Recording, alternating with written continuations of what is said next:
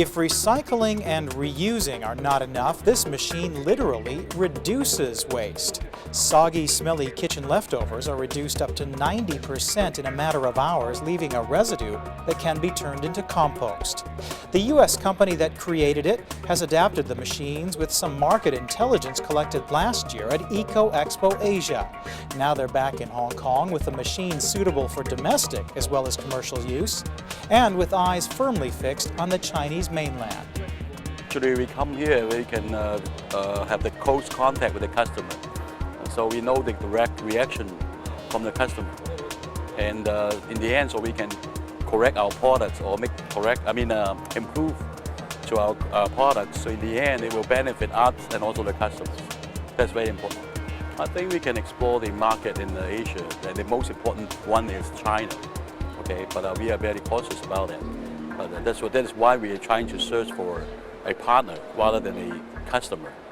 So partner is that you can link up with them and then they just represent you. Okay, in the end, so we both benefit. The Chinese market is very much the focus at the 6th Expo Asia, organized by the Hong Kong Trade Development Council with Messe Frankfurt and the Hong Kong government. It's attracted more than 260 exhibitors from 16 countries and regions, including the U.S. Smart cover system does is it has a sonar, it measures the water level, and if the water level comes up, it sends a message to the computer and data acquisition. Monitoring equipment companies here are already reporting strong results from this year's expo. For Oregon-based Met1, business has already been surging threefold over the past year with new China business. The company says Hong Kong connections have it ready for much more. Hong Kong has sort of set the standard for the Asia region. Mainland China has now followed in its footsteps to implement some new policies towards cleaning up the environment and looking towards the future to protect the health and well-being of their population as the standard of living has risen. So they've just unveiled the 12th five-year plan, which is very focused on environment and cleaning up and energy conservation and just protection of health of their people. This is our second year, and we're very happy to be back to Expo Asia. The U.S. Pavilion, again, has recruited a lot of companies.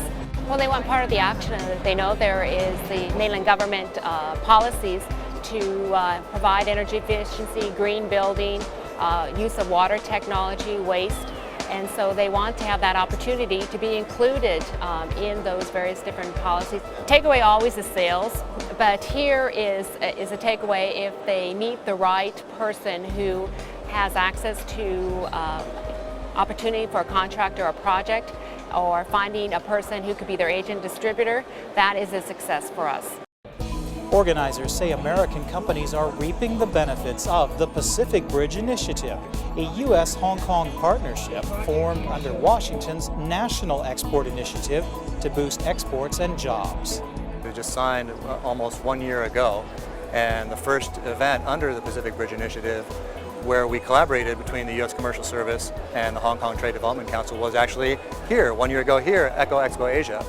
And so looking back, when you compare what we were able to achieve at Expo Asia prior to the PBI and what we were able to achieve after the signing of the PBI, it's pretty dramatic.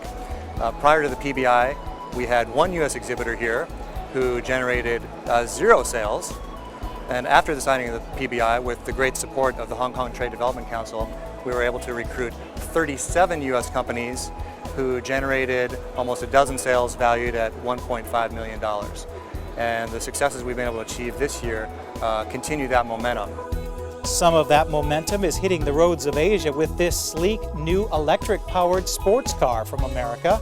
California-based Tesla Motors has already found Chinese mainland customers through Hong Kong and sees PBI opening many more doors. Hong Kong has been for centuries the gateway to China. It still is. It's kind of it's a good way to get to know the Chinese market. It's a starting step. We build products that people want to buy, not that people feel compelled to buy. And that's a very Silicon Valley message. It's a very US message. So as part of the PBI and part of the US Commercial Services exhibition, we wanted to join that. We wanted to show our support. So for other companies who are, who haven't yet taken the step to come to Asia, but who are looking at China, very much highly recommend looking at Hong Kong as that first step. You can only gain. There's not much to lose by doing this.